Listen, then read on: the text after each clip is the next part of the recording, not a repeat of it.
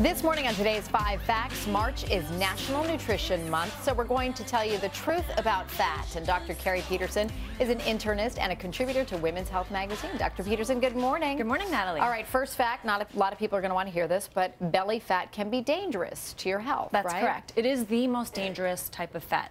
Now, I'm not talking about the fat that you can pinch on your waistline. What I mean is the fat that lies inside, wrapped around your organs. And if you carry your weight in your midsection, you'll have more of this type of fat, and it does wreak havoc on your health because it doesn't just sit idly there. It is a biologically active tissue. It produces inflammatory substances and hormones that will increase your risk of breast cancer, diabetes, and heart disease. So it's more harmful than if you carry your weight in your thighs or your hips. And when it breaks down, it goes through the liver and stimulates the liver to make bad cholesterol. So it is very harmful for you. But the good news is that it is easy to lose. When you diet and exercise, it comes off first, and it comes off quickly and rapidly. Okay, that is good news. All right, fact number 2, eating fat will not make you fat. Calories will, though, and we're talking about healthy fats here. That's right. And we hear a lot about the olive oils and the monounsaturated fats. That's what we're talking about, right? Exactly. When you eat healthy fats, you can actually lose weight because fat makes you feel more satiated and it keeps you fuller longer. It's more satisfying. And we just saw the Mediterranean diet report Yes. study this week. That's how right. important it is to have a lot of olive oil, almonds, avocados in your diet. These are healthy for you. They will help lower your risk of developing heart disease and stroke. They also normalize blood clotting. They're beneficial for your blood sugar as well as your insulin levels, which is great news for diabetics.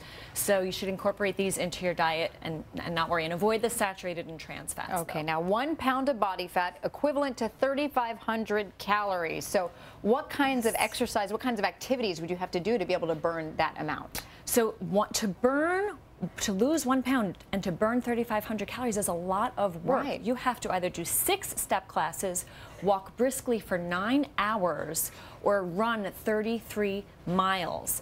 And that's a lot. You know, they say a moment on the lips, a lifetime on the hips. It really is true, because if you just take in 175 calories more a day, which is the equivalent of 2 ounces of chocolate, not that much, you'll gain a pound every 20 days.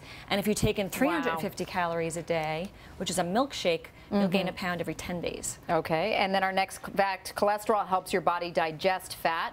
So this is the good cholesterol we're talking about. This is all cholesterol. We do need cholesterol to function. It plays a variety of roles in our body. It helps make vitamin D. It helps synthesize hormones like estrogen and testosterone. It builds cell walls, and it helps you produce bile salts, which help you digest fat.